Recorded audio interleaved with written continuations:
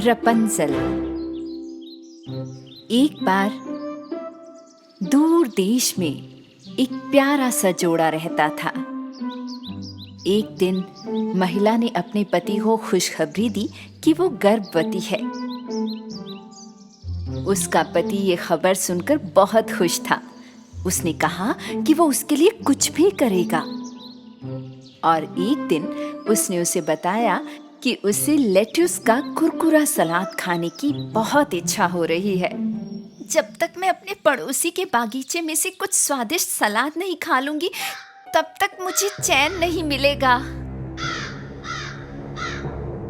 इसलिए उसका पति अपनी पत्नी की इच्छा को पूरा करने के लिए पड़ोसी के बागीचे में चला गया। लेकिन बेचारा आदमी ये नहीं जानता था कि पड़ोसी कैमिला नाम की एक बहुत ही खतरनाक चुड़ैल है। कोई नहीं जानता था, लेकिन चुड़ैल 150 साल की थी। जवान दिखने के लिए कैमिला केवल सुनहरी चीजों को छू सकती थी, इसलिए उसने अपने घर में सब कुछ सोने से ढक दिया था। उसकी प्लेटें, चम्मच, कांटे, बोतलें, लैंप सब को सोने से ढक दिया। यहाँ तक कि वो कुर्सी भी जिस पर वो बैठती थी। और उस शाम उसके दरवाजे पर दस्तक हुई।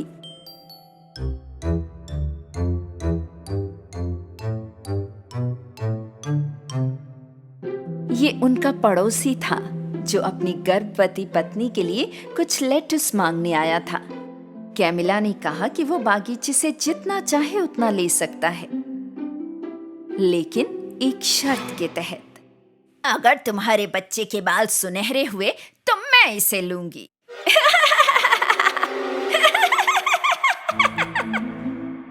आदमी को समझ नहीं आ रहा था कि वो क्या करे, लेकिन वो मूर्खता से सहमत हो गया और प्रार्थना की कि उसके बच्चे के बाल सुनहरे ना हों। लेकिन कुछ दिनों बाद उसकी पत्नी ने एक सुंदर बच्ची को जन्म दिया, सुनहरे रेशमी बालों के साथ। उन्होंने उसे रपुंज़ल नाम दिया।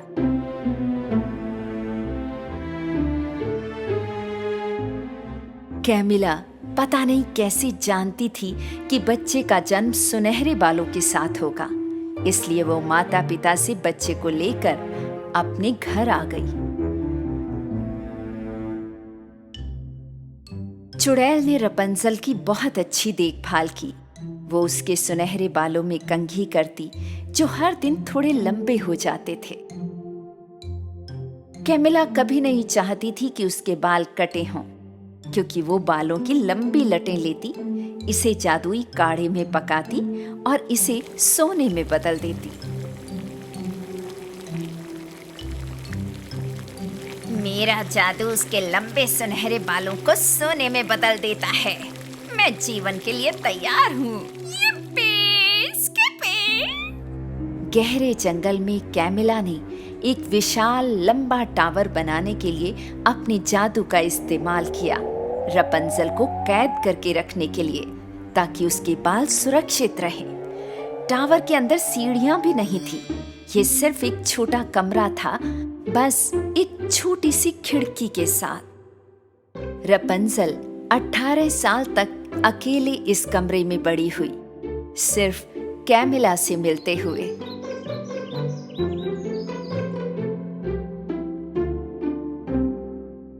जब कैमिला समय समय पर उससे मिलने आती, तो वो उसे नीचे से बुलाती, रपुंज़ल, रपुंज़ल, रपुंज़ल, अपने सुनहरे बाल नीचे फेंको।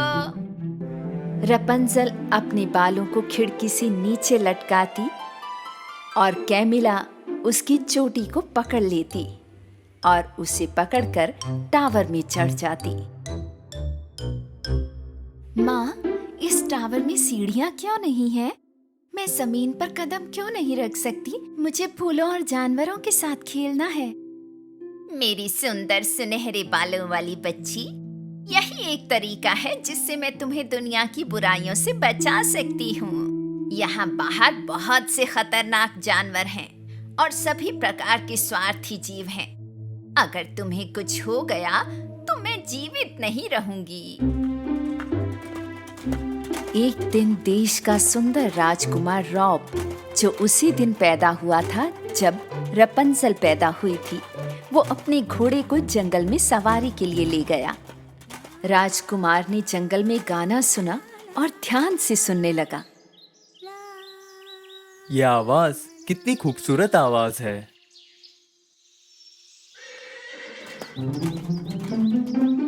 वो उस रहस्यमयी आवाज की तरफ बढ़ने लगा, जब तक कि वो अंत में टावर के निचले हिस्से में नहीं पहुंच गया जहां रपंजल रहती थी। जब वो टावर की खिड़की पर गा रही थी तो राजकुमार को उसे देखते ही उससे प्यार हो गया। वो टावर में जाने के लिए चारों तरफ दरवाजा ढूंढने लगा, मगर वो उसे कहीं नहीं मिला। तभी कैमिला भी टावर पर पहुंची। इसलिए राजकुमार झाड़ियों के पीछे छिप गया, क्योंकि वो दुष्ट चुड़ैल के रूप में उसके बारे में जानता था। अरे नहीं, वो कमीला है। दुष्ट चुड़ैल, वो यहाँ क्या कर रही है? रपंजल, रपंजल, रपंजल, अपने सुनहरे बाल नीचे फेंको। रपंजल ने अपने सुनहरे बाल नीचे कर दिए ताकि कैमिला ऊपर चढ़ सके।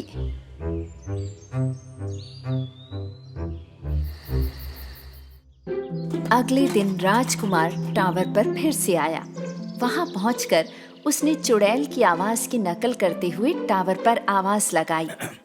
रपंजल, रपंजल, अपने सुनहरे बाल नीचे डालो। रपंजल ने सोचा कि आवाज कुछ अजीब लग रही है, लेकिन उसने यूं ही बालों को नीचे गिरा दिया। प्रिंस रॉब जल्दी से उसकी चोटी पकड़कर चढ़ने लगा, क्योंकि वो उस आवाज को खोजने के लिए उत्सुक था जो इतना खूबसूरत गाती थी। काफी मुश्किल चढ़ाई। रपंजल ने जब उसे देखा तो वो घबरा गई। आप कौन हैं और आप यहाँ कैसे आए? मैं राजकुमार रॉब हूँ। मुझे लगा कि तुम मुसीबत में हो, चुड़ैल और सीढ़ियों के कारण। नहीं, मैं रपंजल नहीं हूँ। मैं आपको नहीं जानती। मेरी माँ कहती है अजनबी खतरनाक होते हैं। ओ नहीं, आप यहाँ से चले जाइए। चिंता मत करो, मैं एक खतरनाक इंसान या जानवर नहीं हूँ। मैंने बस तुम्हारी खूबसूरत आवाज सुनी और देखना चाहता था कि चुड़ैल करती क्या है, इसलिए मैं तुम्हें बचाने आया हूँ। राजकुमार के शब्दों ने रपंजल के दिल को नर्म कर दिया और अब उसका डर जाता रहा। रपुंजल, क्या तुम फूलों की खुशबू सूंघने, जंगल में टहलने और सुंदर जानवरों से मिलने के लिए मेरे साथ टावर से नीचे जाना चाहोगी? रपंजल वर्षों से बाहर के जीवन की खोज करना चाहती थी, इसलिए उसने राजकुमार की पेशकश को सीधे स्वीकार कर लिया। मुझे एक तरकीब सूझी है जिससे हम दोनों टावर से नीचे जा सकते हैं। अगले दिन दुष्ट चुड़ैल कैमिला टावर पर पहुंची और रपंजल को बुलाने ही वाली थी कि तभी उसने लंबे सुनहरे बालों को देखा, टावर के ऊपर से नीचे तक लटके हुए। मुझे लगता है कि उसने मुझे आते हुए देखा और अपने बाल पहले से ही लटका दिए। कैमिला टावर के ऊपर चढ़ने लगी, लेकिन तभी उसने एक घोड़े की आवाज सुनी। उसने सोचा कि कोई आसपास हो सकता है, लेकिन वो इस सब में पड़ना नहीं चाहती थी, इसलिए वो चढ़ती रही क्योंकि वो जल्द से जल्द रपंजल तक पहुंचना चाहती थी। जब वो रपंजल के कमरे में पहुंची तो वो सन्न रह गई। रपंजल अब वहां नहीं थी। उसने अपने बाल काट लिए थे और टावर से भाग गई थी। मेरा सोना, मेरा सोना, मेरा सोना चला गया।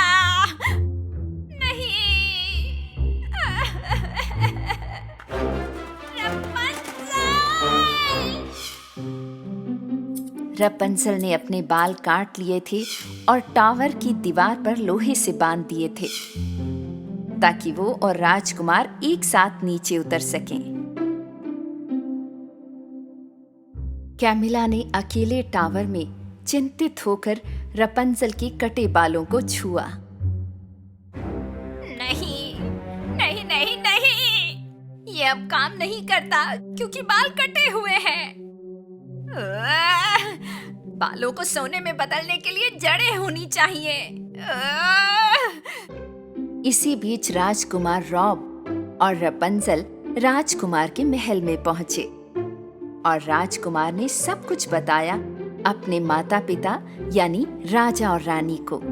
राजा ने कहा कि उन्होंने एक बूढ़े किसान और उसकी पत्नी से रपंजल नाम सुना था, तो राजकुमार तुरंत ही रपंजल को उस दंपत्ति के पुराने घर में ले गया जिन्होंने कहा था कि उन्होंने रपंजल नाम का बच्चा खोया है। जैसे ही उसकी गरीब माँ और पिता ने दरवाजा खोला और रपंजल को देखा, उन्होंने उसे पहचान लिया। मेरी बेटी, मेरी प्यारी बेटी, तुम हमें मिल गई। दुष्ट चुड़ैल तुम्हें हमसे दूर ले गई थी। इतने साल हो गए लेकिन आखिरकार तुम घर आ ही गई। हम ही तुम्हारा असली परिवार है। रपंजल अपने असली परिवार से मिलकर बहुत खुश थी। और आपको क्या लगता है क्या हुआ होगा कैमिला का, जो बिना किसी सोने के टावर में रह गई थी? मैं तुम्हें ढूंढ कर रहूंगी रपंजल। मैं तुम्हें उन बालों के लिए ढूंढूंगी जो सोने में बदल जाते हैं।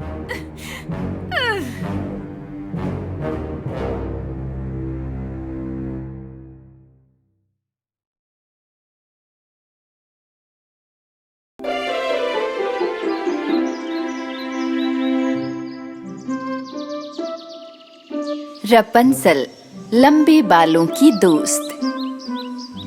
एक बार सूरज की गर्माहट लिए दूर की जमीन पर रपंजल नाम की एक राजकुमारी थी। वो अपने प्रिय राजकुमार रॉब के साथ देश के सबसे शानदार महल में रहती थी।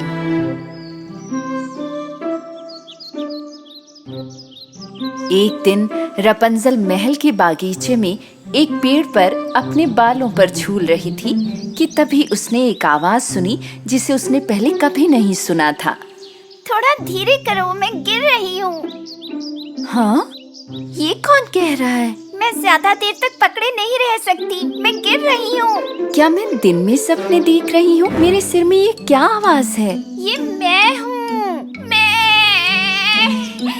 आवाज रपंजल के बालों में लगे क्लिप से आ रही थी। क्या ये तुम थे जो मुझसे बातें कर रहे थे? बेशक ये मैं थी। क्या तुम्हें लगा कि तुम पागल हो गई हो?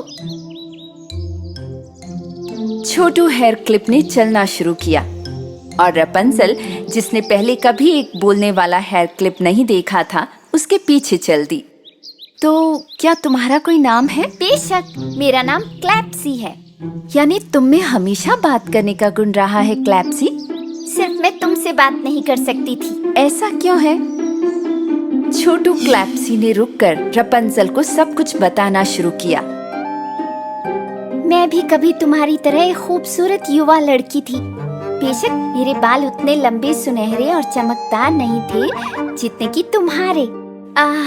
जो भी हो, एक दिन मैं कुछ काले शहतूत लेने गई थी जो अंधेरे जंगल में उगते हैं। तुम अंधेरे जंगल में अकेली गई? क्या तुम सचमुच एक बात करने वाले क्लिप की बातों में बाधा डालोगी? मुझे एक विशाल शहतूत का पेड़ मिला, इसलिए मैंने कुछ शहतूत लेने शुरू कर दिए। उसी समय मैंने जंगल में एक चमकती अजीब रोशनी देखी।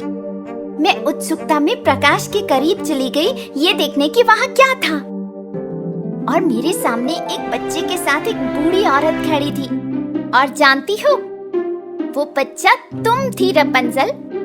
वो औरत जंगल में बहने वाली नदी में बच्चे के चमकदार बाल धो रही थी। जब बूढ़ी औरत ने बच्चे के बाल नदी के पानी में डुबोए तो वो सोने की गेंदों में बदल गए। उसने सोने की एक गेंद अपने हाथ में ली और कुछ फुसफुसाया। फिर गेंद अचानक सोने के एक पंखे में बदल गई। जब उस औरत ने अपने चेहरे को ठंडा करने के लिए पंखे का इस्तेमाल किया तो वो जवान और जवान हो गई। तुम यहाँ क्या कर रही हो? तुमने क्या देखा है? मुझे अभी बताओ। क्या वो बाल सिर्फ सोने में बदलते हैं? मैंने पूछा।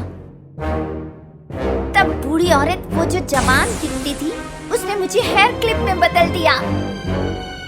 तुमने मेरे साथ ये क्या किया? नहीं, नहीं। अब से तुम एक हेयर क्लिप बनकर मेरी नन्ही रपंजल के बालों की रक्षा करोगी। क्या ये सच है? ये मेरी वजह से हुआ? हमें जादू तोड़ना होगा।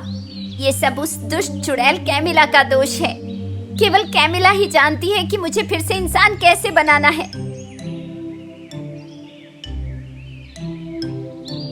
रपंजल और क्लैप्सी एक साथ कैमिला चुड़ैल के टावर की तरफ जाने के लिए सहमत हो गईं। थोड़ी देर चलने के बाद वे एक जंगल में गहरी नदी के पार आ गए। नदी पार करने के लिए रपंजल ने अपने बालों में से एक छोटी नाव का निर्माण किया। वे नाव में कूद कर बैठी और नदी की दूसरी तरफ चली गईं। विशाल वृक्षों के बीच दौड़ने के बाद अंत में उन्होंने ऊंचे टावर को देखा। वो रहा वो टावर जिसमें मैं एक बार फंस गई थी। तो हम इस पर कैसे चढ़ेंगे रपंजल? देखते हैं। हम उसे एक सुरक्षित दूरी से देखेंगे। रपंजल ने क्लैप्सी को अपने बालों के सिरे पर लगाया। दोनों तरफ उसने पतंग की तरह विशाल पत्ते जोड़े।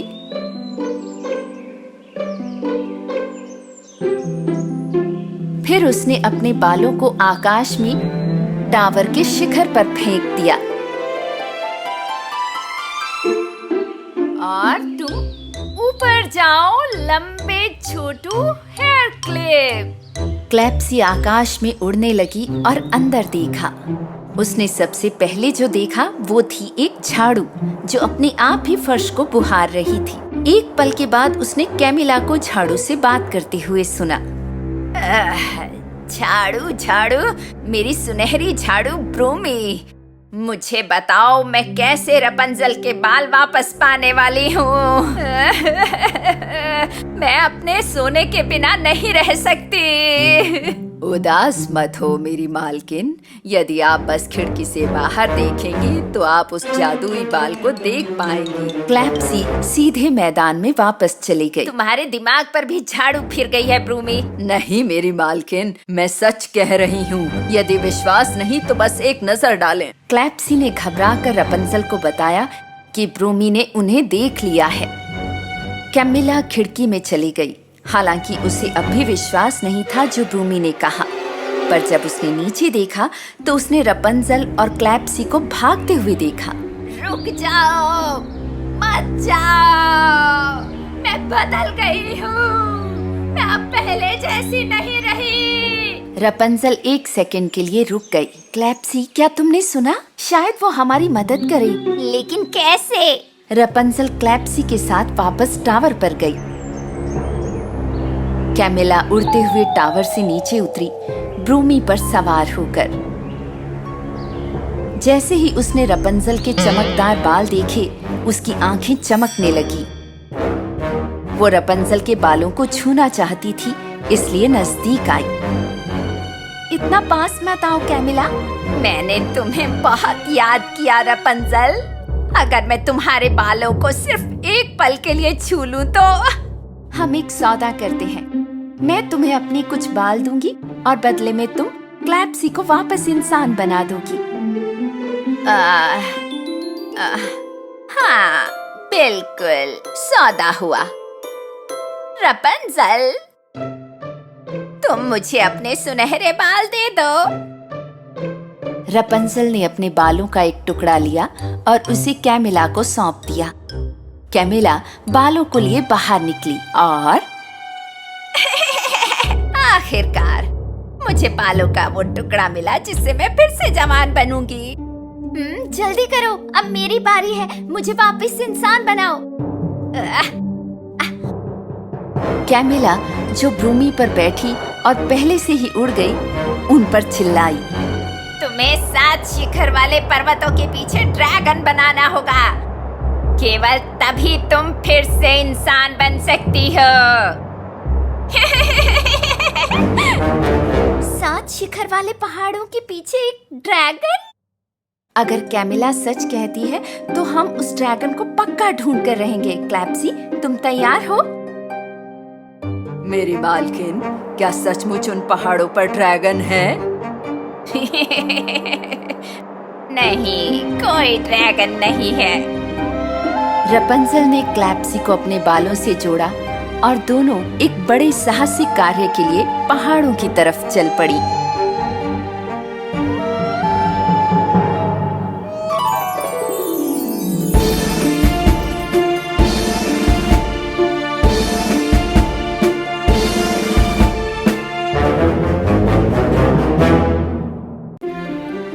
रपंजल और बेबी ड्रैगन। एक बार की बात है, 7 शिखर वाले पर्वतों की तीसरी गुफा में एक अंडा था जिसकी रक्षा छोटे गिलहरी भाई किया करते थे। ये अंडा एक ड्रैगन का अंडा था जो फूटने ही वाला था। बहुत दूर नहीं, फूलों की सुगंध, हरी भरी घास की पहाड़ियों और राजकुमारी रपंजल की सुंदरता से भरा हुआ एक देश था। वो उस ड्रैगन की तलाश कर रही थी जिसके बारे में कैमिला चुड़ैल ने उसे बताया था। क्लैप्सी की मदद से उसने जादू के जंगल में इसकी खोज की। कैमिला ने वादा किया था कि अगर क्लैप्सी ड्रैगन को हंसा सकती है तो वो फिर से इंसान बन जाएगी। रपंजल, मैं थक गई हूँ, क्या मैं तुम्हारे बालों पर आराम कर लूं? रपंजल ने क्लैप्सी को लिया और उसे अपने बालों पर लगाया, फिर वो चली गई। जब वो चल रही थी, जादू के जंगल से एक उल्लू चुपके से उनका पीछा करने लगा। इसे लगता है कि उल्लू बन के जंगल में घूमना आसान है। और कुछ समय बाद उसने एक मधुमक्खी को देखा। हालांकि कुछ मधुमक्खियां छत्ते के चारों ओर उड़ रही थी, मगर ये खाली लग रहा था। क्या रानी मधुमक्खी ने उस छत्ते को छोड़ दिया है क्लैप्सी? मुझे ऐसा नहीं लगता, वो देखो। रपंजल ने जो देखा उससे वो घबरा गई, क्योंकि उससे आकार में 3 गुना बड़ी एक रानी मक्खी उसके सामने खड़ी थी। मेरी प्यारी रानी मक्खी, हम 7 शिखर वाले पहाड़ों को ढूंढने की कोशिश कर रहे हैं।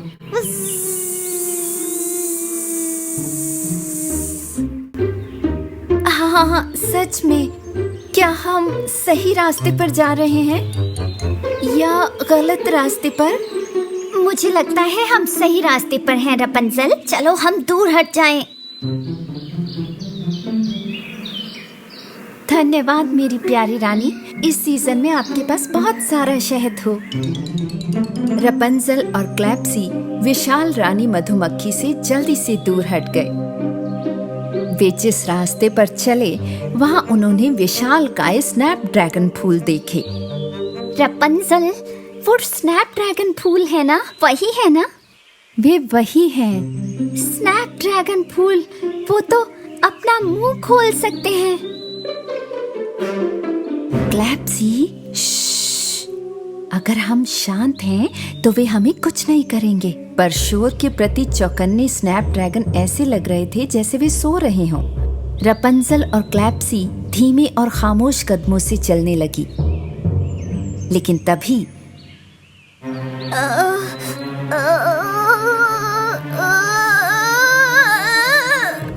रपंजल ने क्लैप्सी के मुंह को अपने बालों से ढककर छींक को दबाने की कोशिश की, लेकिन ये काफी नहीं था। ओ नहीं, ये नहीं हो सकता। क्लैप्सी के जोर से छींकने पर स्नैपड्रैगन में से एक जाग गया। स्नैपड्रैगन ने अपनी गर्दन को रपंजल की ओर बढ़ाया। उन्हें नहीं पता था कि उन्हें क्या करना है। वे डर के मारे सुन्न हो गए। तब स्नैपड्रैगन ने अपना बड़ा सा मुंह खोला और वो रपंजल को निगलने ही वाला था।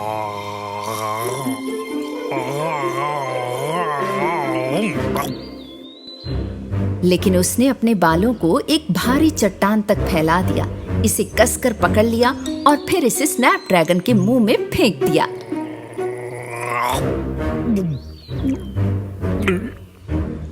स्नैपड्रैगन को कठोर पत्थर को निगलना पड़ा और रपंजल ने बाकी स्नैपड्रैगन के बीच से चलना शुरू कर दिया। बाकियों ने हलचल को सुना और जागने लगे।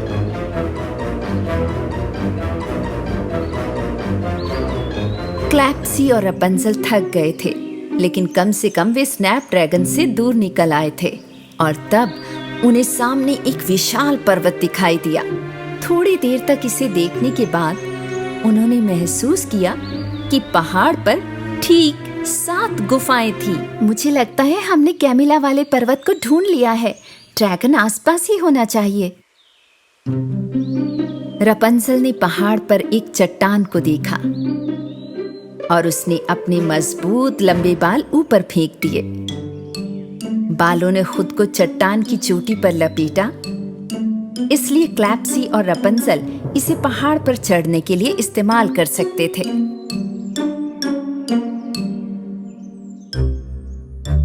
जब वे तीसरी गुफा में पहुंची तो उन्होंने 3 छोटे गिलहरी भाइयों को देखा। वे कितने प्यारे हैं। हेलो नन्हे गिलहरी परिवार, मैं रपंजल हूँ। क्या आपने यहाँ किसी ड्रैगन को देखा है? रपंजल, तुम उनसे ऐसे नहीं पूछ सकती, वे डर जाएंगे। ठीक है, मैं फिर से कोशिश करती हूँ। हेलो नन्हे गिलहरी, क्या आपने यहाँ बहुत ही प्यारे ड्रैगन को देखा है? गिलहरी भाइयों ने हाँ में अपना सिर हिला दिया और वे गुफा में चले गए। वाह, सोचा नहीं था इससे बात बन जाएगी। क्लैप्सी पहले छोटी गुफा में गई, लेकिन वो एक छोटे से पत्थर पर फिसल गई और गुफा में दाईं ओर लुढ़क गई। वो किसी चीज से टकरा गई। ये हरे रंग का था। ये बेबी ड्रैगन था। हाय। क्लैप्सी डरी हुई थी और वो ये नहीं जानती थी कि क्या करे, इसलिए वो बेबी ड्रैगन की पूंछ पर कूद गई। बेबी ड्रैगन चीखा।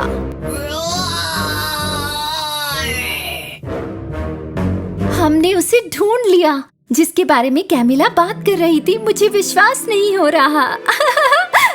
ये जब रपंजल खुशी से झूम रही थी तो क्लैप्सी ने सोचा कि उसे ड्रैगन की पूंछ को नहीं कुचलना चाहिए।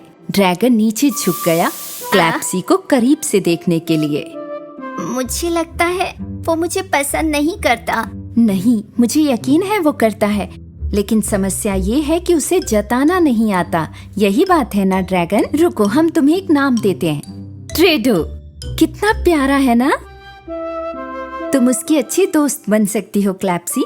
याद रखो, हमें उसे तुम पर हंसाना है। लेकिन बेबी ड्रैगन को क्लैप्सी पसंद नहीं आई थी क्योंकि उसने उसकी पूंछ को चोट पहुंचाई थी। इसलिए खुद को मजेदार दिखाने के लिए क्लैप्सी रपंजल के बालों को बिखराने लगी।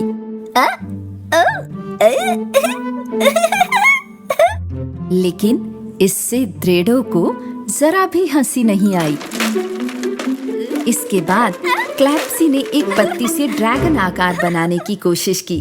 उसने असल में बहुत मेहनत की, लेकिन वो ड्रैगन की बजाय ऊंट की तरह दिखने लगा। पर हंसी अभी भी ड्रेडो से कोसों दूर थी। शायद वो भूखा है और हंसने के मूड में नहीं है। क्लैप्सी, ड्रैगन क्या खाना पसंद करते हैं? Dragon fruit. आहा, सही। तो चलो हम तुम्हारे लिए कुछ ड्रैगन फ्रूट ढूंढते हैं और उसके बाद मेरे महल में चलो। बेबी ड्रैगन ड्रेडो को रपंजल पसंद आने लगी थी और वो उसके साथ महल की तरफ चल पड़ा। लेकिन बहुत दूर नहीं, उल्लू अभी भी उन्हें देख रहा था। ये दुष्ट चुड़ैल जीनिया का दोस्त था। उल्लू को देश की सबसे शक्तिशाली चुड़ैलों द्वारा जासूसी करने के लिए भेजा गया था। कैमिला, जीना, हेला और वेगा। उसने ड्रैगन के बारे में वापस कैमिला को सूचना दी। उन्होंने उस ड्रैगन को ढूंढ लिया है जिसे तुम मौजूद नहीं समझती थी। लेकिन ये असंभव है। मैंने ड्रैगन के बारे में झूठ बोला था। ये कैसे हो सकता है? तो रपंजल के पास अब एक ड्रैगन है। हाँ, यकीन नहीं होता। देखो, वक्त बर्बाद मत करो। हम चारों को राजकुमारियों को हराने के लिए एक योजना बनानी होगी। जरा भी वक्त गवाए बिना।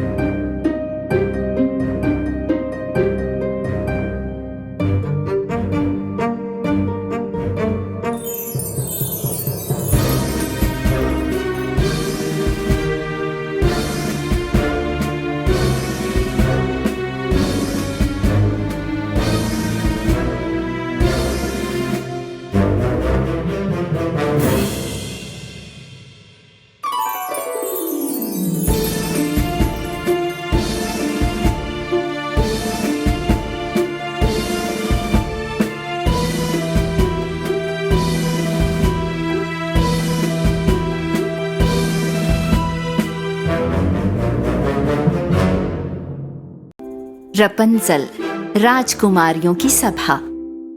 एक बार जब सर्दी के मौसम में पत्ते पेड़ों से गिर गए, सबसे शक्तिशाली और शातिर चुड़ैलें एक साथ आईं। कैमिला, जीनिया, हेला और वेगा। और मैं क्या हूँ, मुझे मत भूलो। और उनका शातिर उल्लू। उनका लक्ष्य था दुनिया में हर दयालु राजकुमारी को हराकर बुराई और क्रूरता के साथ शासन करना। एक खूबसूरत दिन रपंजल महल के बागीचे में तरबूजों की तस्वीर बना रही थी। वे तरबूज कितने अच्छे लगते हैं, है ना क्लैप्सी? मैं शर्त लगाती हूँ वे उतने ही स्वादिष्ट भी होंगे। तो क्लैप्सी तरबूज का स्वाद चखने बागीचे में गई। लेकिन तभी अचानक उसके सामने बेबी थ्रेडो आ गया। उसने उसे अपनी बुरी नजर से डरा दिया और बेचारी क्लैप्सी फिसल गई और सीधे डर के मारे तरबूज पर गिरी। क्लैप्सी, उसकी ऐसी हालत ने रपंजल को हंसा दिया, लेकिन थ्रेडो अभी भी जरा भी उस पर नहीं हंसा। उस विशाल तरबूज को देखो, वहाँ पर क्या हो रहा है? रपंजल के बनाए हुए तरबूजों में से एक तरबूज बड़ा और बड़ा होता गया, जब तक वो घर जितना बड़ा नहीं हुआ। रपंजल, थ्रेडो और क्लैप्सी को उस पर विश्वास नहीं हो रहा था जो उन्होंने देखा। क्या तुमने वो देखा जो अभी हुआ? चलो अंदर चलकर देखें। जब रपंजल और क्लैप्सी अंदर गए, उन्होंने तरबूज के बीच के अलग अलग पैटर्न से सजी दीवारों के साथ एक छोटा कमरा देखा और साथ ही एक बड़ी शानदार किताब, राजकुमारियों की किताब। आपके अलावा और भी राजकुमारियां हैं रपंजल? ऐसा लगता तो है। चलो देखते हैं इसके अंदर क्या लिखा है। जिस भी राजकुमारी को ये पुस्तक मिले वो इसे ध्यान से पढ़े, ताकि आप जान पाएं कि कौन सी राजकुमारी कहाँ रहती है, जिससे जरूरत के वक्त काम आ सकें। ओह, बाकी राजकुमारियां? जब सभी 4 राजकुमारियां एक साथ आती हैं और एकजुट होती हैं, तो वे सीखेंगी कि वे कितनी शक्तिशाली हैं। जल्द ही भविष्य में राजकुमारियों और चुड़ैलों के बीच एक नया युद्ध शुरू होगा, लेकिन कौन जीतेगा? जब तक आप पढ़ना समाप्त करते हैं, तब तक आपके पास इतना समय नहीं होगा कि आप सभी मित्रों को ढूंढ सकें। पहले सिंड्रेला का पता लगाएं और फिर बाकी सबका। और याद रखना, दयालु दिल सबसे अच्छे जब जाएं मिल। रपंजल ने थ्रेडो को वो बताया जो पुस्तक में लिखा था और उसे सिंड्रेला को खोजने के लिए कहा। बेबी ड्रैगन ने ये काम संभाला और जल्दी ही दूर उड़ गया।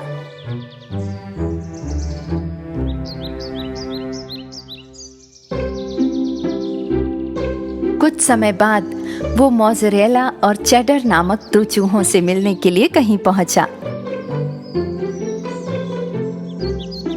उसने उन्हें रपंजल के संदेश के बारे में बताया और ये कि राजकुमारियों को लाइट हाउस के नीचे मिलना था।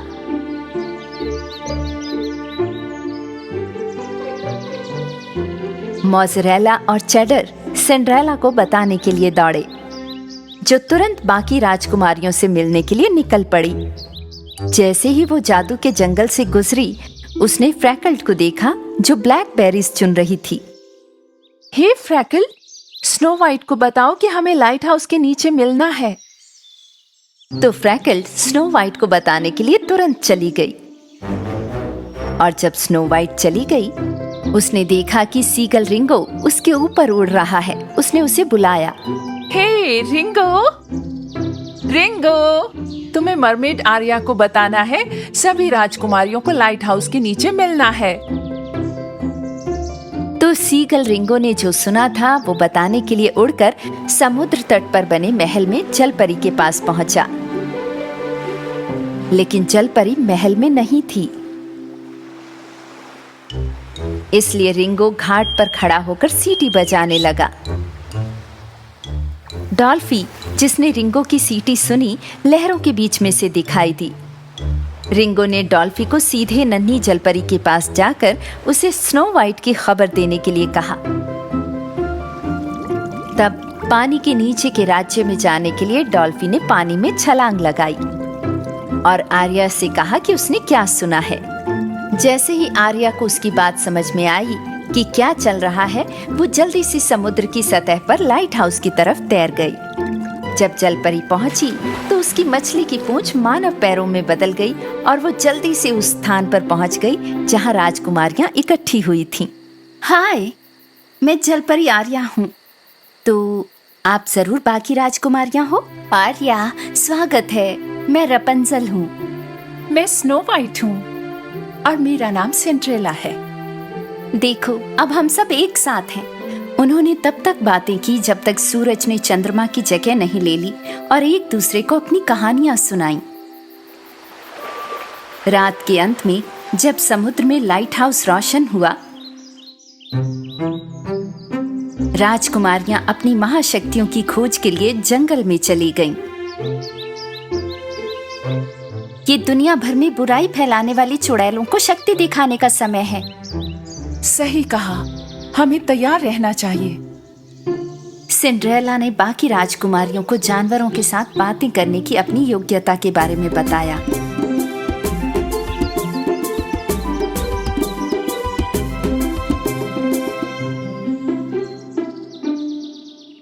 आहा, यानी आप मेरे छोटे ड्रैगन दोस्त ड्रेडो से बात कर सकती हैं? एक ड्रैगन? कमाल है।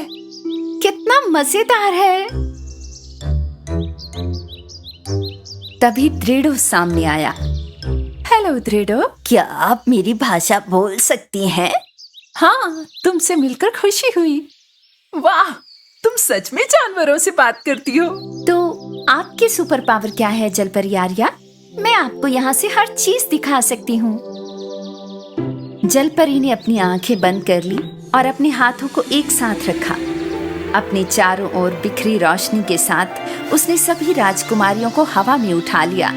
राजकुमारियां इस शक्ति से बहुत प्रभावित हुईं। आर्या ने उन्हें फिर उतार दिया, लेकिन सिंड्रेला ने अपना संतुलन खो दिया और उसके टखने में चोट लग गई। मेरा टखना, मेरे टखने में दर्द हो रहा है। स्नो वाइट ने अपने दोनों हाथों से सिंड्रेला के टखने को छुआ और अपने हाथों के बीच की गर्मी के साथ, ये शानदार है स्नो वाइट। मेरा टखना ठीक हो गया, मैं खड़ी हो सकती हूँ। और ये मेरी सुपर पावर है। अपने हाथों से मैं घावों को ठीक कर सकती हूँ। आखिर में रपंजल ने अपने बालों से कुछ जादुई शब्द फुसफुसाए और उन्हें आकाश तक उठा दिया। उसके सुनहरे चमकदार बाल 4 भागों में बंट गए। हर एक भाग एक राजकुमारी के नीचे झुककर यूं बिछ गया मानो सोने की धूल हो।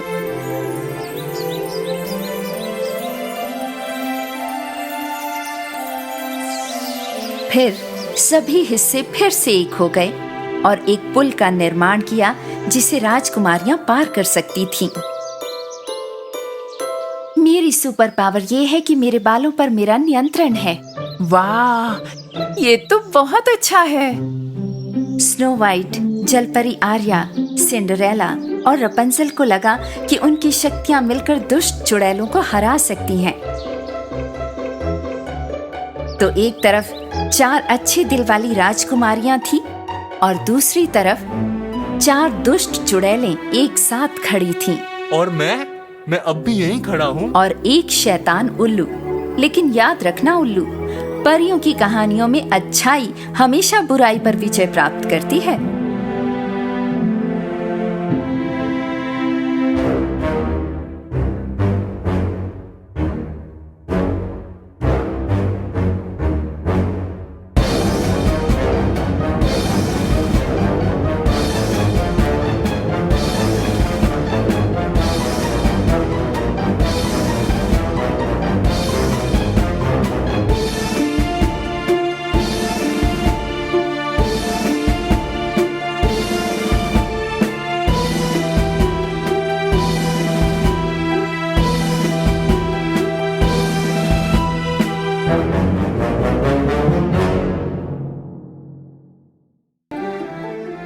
रपंजल और राजकुमारियां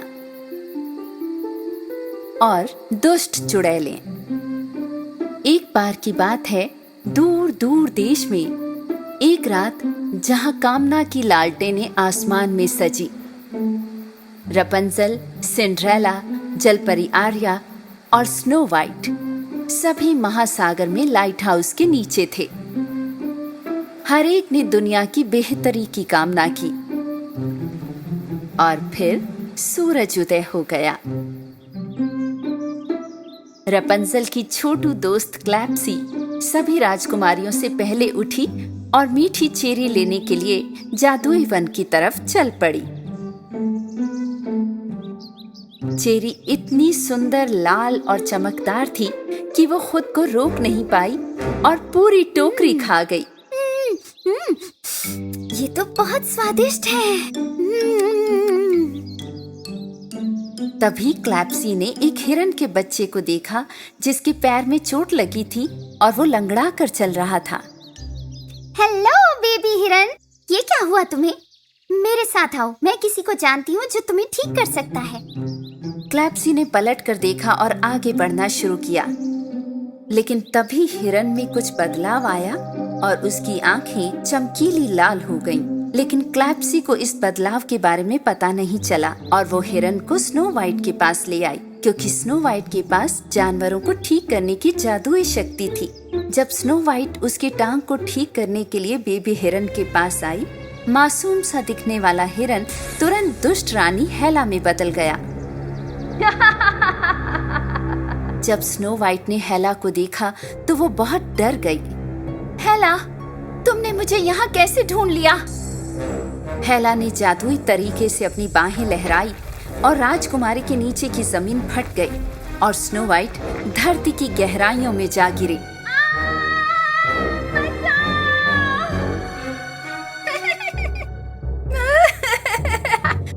तुम सड़ोगी और बदसूरत बन जाओगी स्नो वाइट। इस दुनिया में कोई भी मेरे जितना सुंदर नहीं हो सकता। स्नो वाइट सीधे एक सुरंग में गिरी और एक काल कोठरी में कैद हो गई। लेकिन सबसे बढ़कर अन्य राजकुमारियों ने स्नो वाइट के लापता होने पर ध्यान दिया और वे सभी उसकी तलाश में निकल पड़ी। स्नो वाइट, तुम कहाँ हो? सिंड्रेला उस जगह पर घूम रही थी जहां से स्नो वाइट गायब हुई थी। वो कुछ और कदम आगे बढ़ी ही थी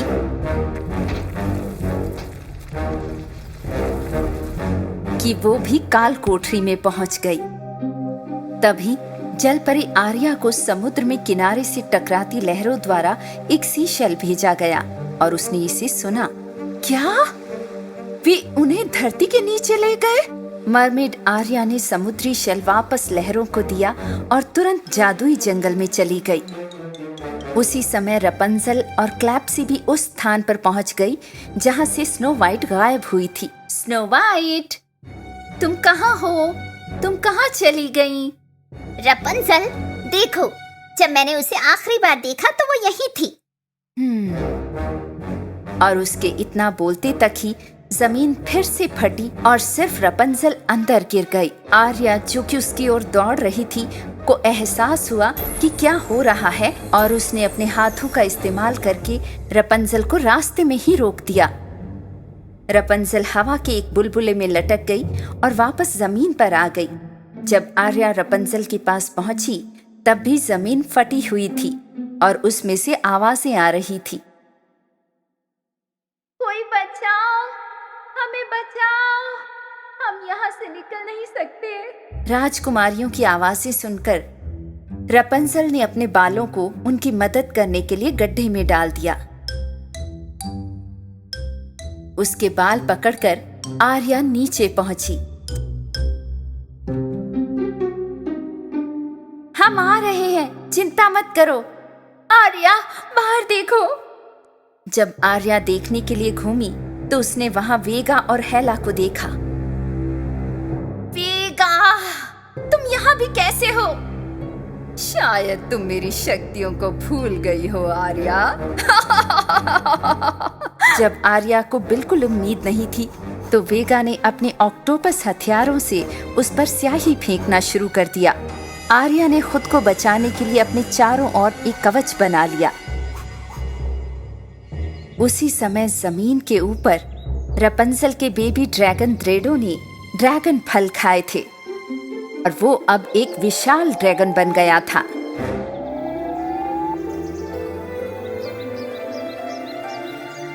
ये देखते ही रपंजल समझ गई कि ड्रेडो ने बहुत शक्ति प्राप्त कर ली है।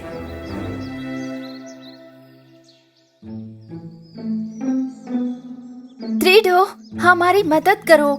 ड्रेडो ने अपने पैर जमीन पर टिकाए। ये क्या चल रहा है? लगता है गुफा हम पर गिर रही है।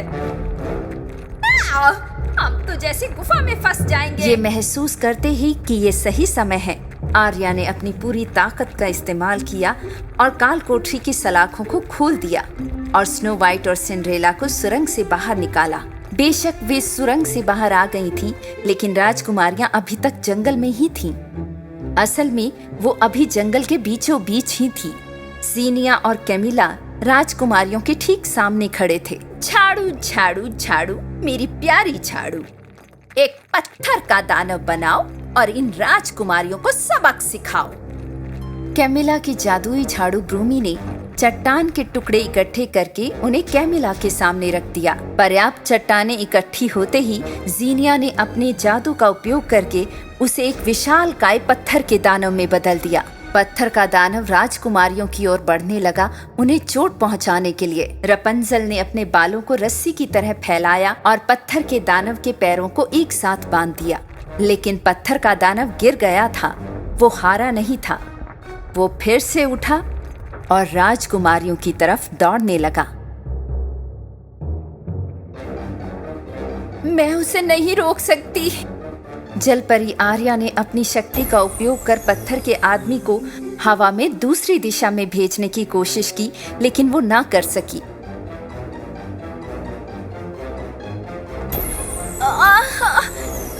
ये बहुत भारी है, मैं इसे नहीं उठा सकती। अब सिंड्रेला की बारी थी। उसने जंगल के सभी शक्तिशाली जानवरों को सहायता के लिए पुकारना शुरू किया। जंगल के जानवरों, मेरी आवाज सुनो।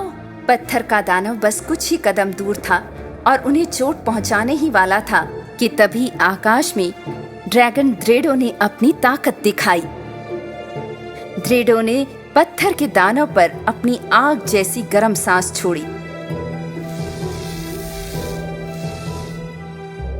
पत्थर का दानव अपना संतुलन खो बैठा और जमीन पर गिर गया,